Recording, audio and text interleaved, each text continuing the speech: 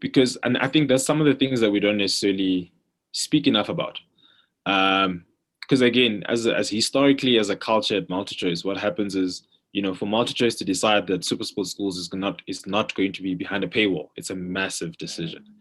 It is extremely massive. If you think historically, just in terms of how MultiChoice has positioned itself, just in terms of content, now they've turned around and they've literally said, guys, this thing is not going to be behind a paywall. And it's again to your point of understanding that, to build great sporting nations, you need to have a strong foundation. And how do you build a strong foundation without investing and putting in the necessary resources to make sure that the foundation is solid? And again, to Lukhanyo Am's story, I mean, it was by chance that he became a Springbok, right? Not how many Lukhanyo Ams are we going to miss along the way?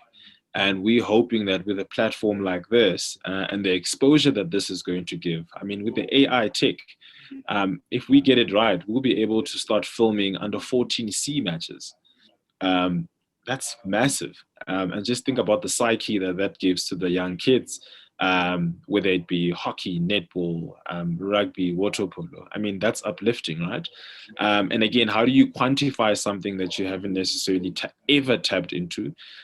Without bragging and without showcasing that you're doing something right. It's a tricky one. It's a tricky balance. But again, as I continue to say, I mean, we committed to this. MultiChoice and SuperSport are investing heavily into this. And it actually just showcases that we believe that, this is actually the future in which we should be heading into.